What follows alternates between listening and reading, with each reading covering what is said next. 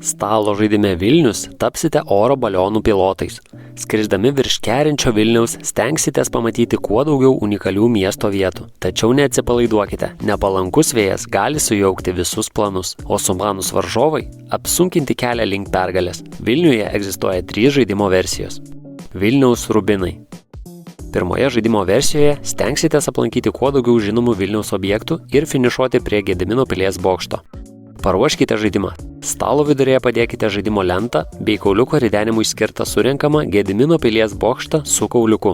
Išimkite ir grąžinkite į dėžutę 37 objektų korteles. Šiame žaidime jos nebus naudojamos. Kiekvienas žaidėjas gauna po pasirinktos spalvos oro baliono figūrėlę, vieną starto veiksmo kortą ir 2 atsitiktinės veiksmo kortas. Likusias veiksmo kortas padėkite užverstas šalia žaidimo lentos. Žaidžiant 3, padalinkite kiekvienam žaidėjui po 10 rubinų, 4 po 8 rubinus. Nustatykite vėjo kryptį ridendami kauliuką, o gautą skaičių padėkite ant vėjų rožėje sutampančio skaičiaus. Matydami vėjo kryptį ir gautas veiksmo korteles, žaidėjai renkasi norimą starto vietą pažymėtą S raide žemėlapyje. Starto laukeliuose vienu metu gali būti neribotas skaičius oro balionų, bet kitose laukeliuose gali būti tik iki 2 oro balionų. Prieš pradedant žaidimą susipažinkime su 5 veiksmo kortomis esančiomis žaidime. Aukštyn. Perkelkite savo figūrėlę per 2 langelius pagal vėjo kryptį. Žemyn. Likite tame pačiame laukelyje.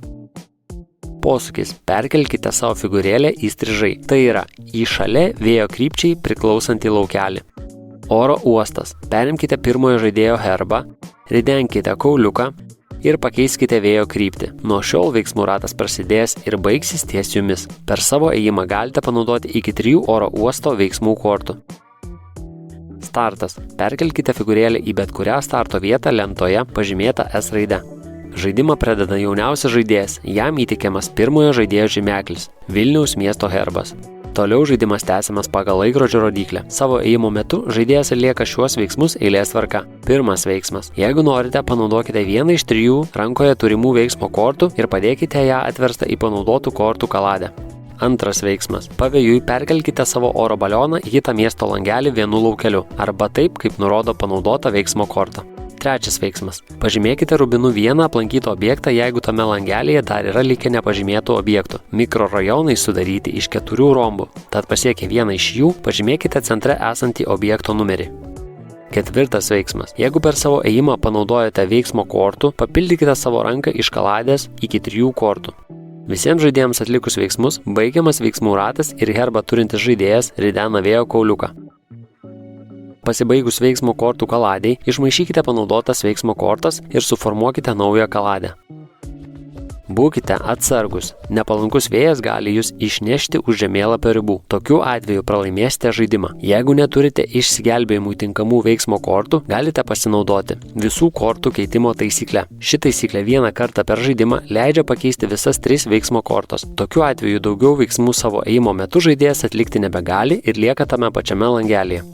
Žaidimas stabdomas, kai bent vienas žaidėjas, išbarstęs visus turimus rubinus, sėkmingai finišuoja. Likę žaidėjai užbaigia žaidimo ratą, per kurį dar gali spėti finišuoti ir taip pasidalinti pergalę. Jei paskutinio rato metu kitas žaidėjas panaudoja oro uosto veiksmo kortą, likę žaidėjai toliau žaidžia visą žaidimo ratą. Už finišo linijos likę žaidėjai suskaičiuoja savo likusius rubinus laimėtojų pozicijų nustatymui. Kuo mažiau rubinų turite, tuo aukštesnę poziciją iškovosite. Finišuoti galite ir turėdami rubinų, tačiau jie skaičiuosis kovojant dėl pozicijų. Sostinės iššūkis. Antroji versija skirta pažengusiems žaidėjams. Žaidimo tikslas – kuo greičiau išbarstyti rubinus ir aplankyti konkrečius Vilniaus objektus. Žaidimą paruoškite identiškai kaip ir pirmoje versijoje, bet papildomai panaudokite 37 objektų korteles, surišuodami jas eilės tvarka pagal numerius 4 stulpeliuose. Žaidimas vyksta taip pat kaip ir pirmoji versija, tačiau išmetęs rubiną žaidėjas atlieka papildomą veiksmą. Pasiima atitinkamų numerių pažymėtą objekto kortelę ir stengiasi uždirbti kuo daugiau taškų. Kiekviena objekto kortelė verta 1 taško. Už aplankytą 3 kryžių kalną gausite 1 papildomą tašką, o televizijos bokštą 2 papildomus taškus. Pavykus surinkti 3 iš eilės sunumeruotas objektų korteles, užsidirbsite net 3 papildomus taškus. Pavyzdžiui, pavykus aplankyti 4 iš eilės numeruotus objektus, uždirbsite 7 taškus, o papildomai aplankius dar ir televizijos bokštą, iš viso žaidimo gale būsite sukaupę net 10 taškų. Tik vienam iš žaidėjų išbarčius visus rubinus ir finišavus, žaidimas bus stabdomas. Jeigu taip nutiko, kad finišo linijoje kirtote nespėję išbarstyti visų rubinų, jūsų žaidimas baigsis su turimu taškų kiekiu, o kiti žaidėjai toliau galės tęsti žaidimą. Daugiausiai surinkęs taškų žaidėjas laimės žaidimą. Draugiškas Vilnius. Trečioje žaidimo versijoje suvienykite jėgas žaisdami komandoje, tam, kad pasiektumėte kuo aukštesnį rezultatą. Kiekvienas žaidėjas gauna vieną starto veiksmo kortą ir 2 atsitiktinės veiksmo kortas. Visus rubinus padėkite šalia žaidimo lentos. Žaidimas žaidžiamas kaip ir pirmoji versija, išskyrus kelis skirtumus. Panaudotos veiksmo kortos nepermaišomos ir pakartotinai nenaudojamos, todėl žaidėjai turi gerai apgalvoti, kaip jas tinkamai išnaudoti. Tame pačiame laukelėje esantys žaidėjai gali susikeisti turimomis veiksmo kortomis.